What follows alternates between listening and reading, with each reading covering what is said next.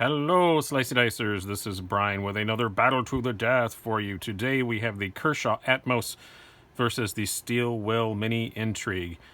This comparison test probably should have happened sooner. I didn't think about doing it, and on the latest Brews Blades live show we do every other Sunday, I asked the people watching an idea of anything they wanted to see coming up. Somebody suggested this, and I was like, wow, that is a really good idea. I have them both. They are both very similar in a whole lot of ways. I don't know why I didn't think of it. And I thanked that man by sending him a very terrible knife. So there's your thanks for coming up with a good idea for a video. But hope you guys do enjoy this. These are similar in a lot of ways. You're both looking at around about 3-inch blades, both very lightweight, both in that $30 to $35 price range, both made in China. A lot of similarities here. One from a very large company, one from a fairly large company. A lot of similarities. Let's break them down. Let's start out with the Atmos. Kershaw's come up with a lot of really good budget knives this year. They've really stepped up their game in many ways, except for one, which we'll get to shortly. I really do like the Atmos. It is not speed safe like a lot of their budget knives are. I very much like that about it. It runs on bearings. It's a very snappy little flipper. Works great. I like the way it looks, even though this is carbon fiber, but it's just stuck on over top of there. This is G10 mostly. You have a liner on one side, none on the other. Yeah, it's a really nice little knife. It's definitely my favorite of the budget ones that I've handled so far, and it's actually one of my contenders for budget knife of the year. But so is the Steel Will Intrigue. Let's do some stats on this before we get any farther. You have an overall length of 6.9 inches, blade length of 3 inches, blade thickness very slicey little 0.10 inch blade thickness, handle thickness just 0.43 inches. And a weight of dead on 2 ounces. It's a very light little knife. That's one of my favorite things about it. And thickness behind the edge, also very thin little slicey thing behind the edge. You're looking at 19 thousandths. That's what I'm trying to say. So very, very thin behind the edge. All right, next up, your Steel Will Intrigue. This is also a new model for 2018. I really like this knife. I've done a review of it. I did a comparison against the Spyderco Delica, which it handily won. And it's a nice D2 steel blade. You've got FRN style handles, full liners in here. Got nice little standoffs back here in that brilliant blue that Steel Will does so well.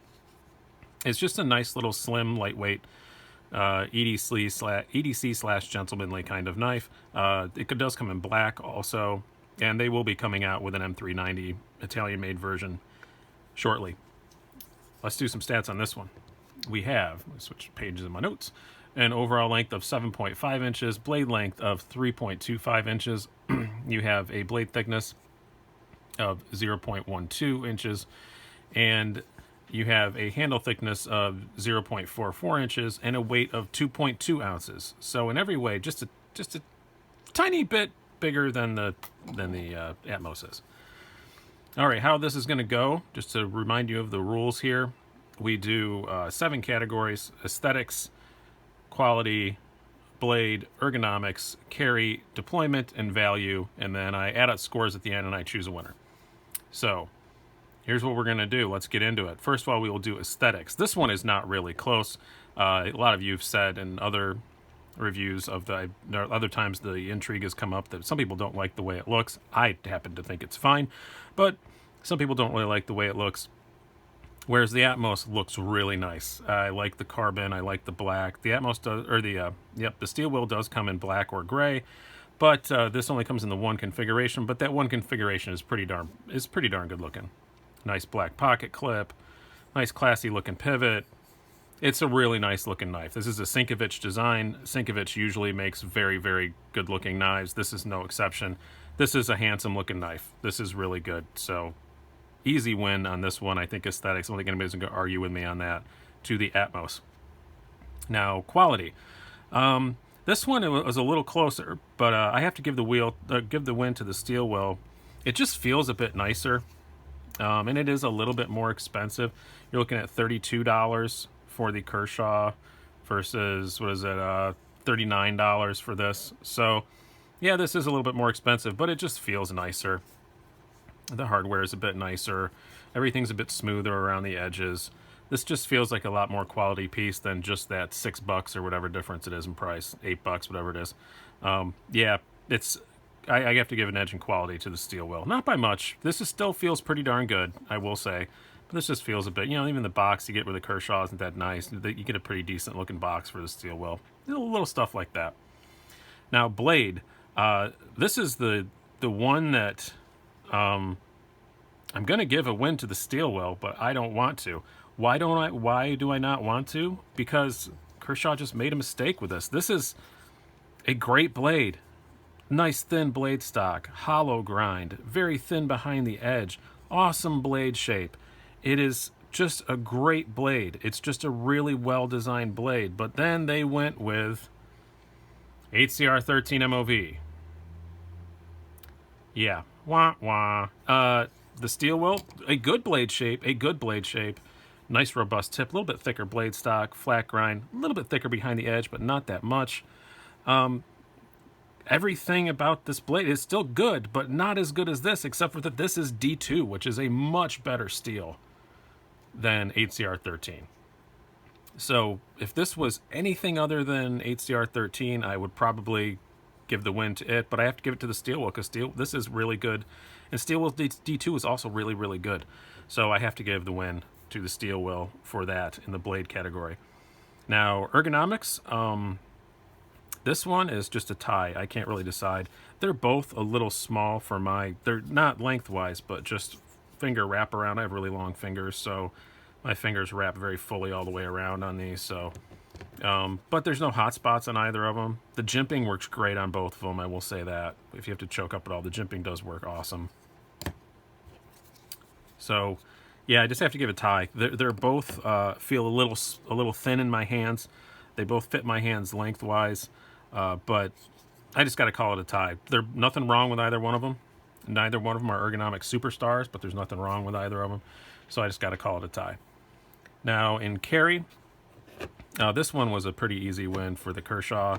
The 0.2 ounces doesn't matter, but it does come stock with a deep carry pocket clip. It is a thinner blade hand, or thinner handle. The flipper tab sticks out a little bit less. Easy win on this for the Atmos. Not that this carries badly, but the Atmos carries just that little bit better. Now, deployment. This is also a win for the Kershaw. It has bearings. I mean, what else can you say? This runs on bushings. The Intrigue is very, very good for a knife with bushings, but it's not quite as snappy as this is. It's just a very easy, no matter how you choose to use that flipper, push button it, light switch it, whatever, it works great. Now, value. In the value category, again, I have to give it to the Intrigue, even though it's more expensive. That is just because it's got D2, it's got a really good steel versus HCR 13, which I just consider to be, I don't know what the word I want to use for it, almost like a disposable, not a disposable steel, but anything I have with HCR 13 I don't plan on having for a long time. If you use it heavy, yes, it does sharpen easy. It does, but it corrodes, and so does D2, but so does HCR. I've never had an HCR knife that I've been happy with in the long term. I've had plenty of D2 knives that I've been happy with for the long term. So I don't mind spending $7 or $8 more for the steel wheel. So value, I have to give it to the steel wheel. Even though this is a cheaper knife, and it has a lot of great things going for it, I have to give it to the steel wheel. And honestly, that's kind of my conclusion. The score is 3-3 with one tie, but I always use value as the tiebreaker category. And in this case, I just think you're getting more value with the steel wheel because of the steel. I don't mean to rail on Kershaw by using HCR 13. They're not the only ones that still use it. I don't understand why. You can get 12C27 over in China where these are made. You can get, even 440 I would probably be happier with than the HCR. 12C28, I'd be over the moon about this knife. You can get those steels over there. I know the 12C28 they only use on their American stuff, and I don't get why. You got companies like Real Steel and Rake that are making a ton of knives in China with 14C28, and you can get it over there. Charge $5 more for this and put some better steel on it, guys. It's just getting old. I'm just sick of the 8CR. So this is a great knife that is horribly let down by the steel on it. And for that, I just cannot give it the win over the steel will. Where this is also a great knife, and it is not let down by the steel. So, clear winner to me, even though it's a tie on the pages, according to the stats, the clear winner to me is still the steel will Intrigue. So, I hope you guys have enjoyed this. This has been kind of a short one, but I had not planned on doing this, but it was such a good suggestion. I wanted to go ahead and get it out there quick because it was such a great suggestion. So, hope you guys have enjoyed this. I've been Brian. Have a good one.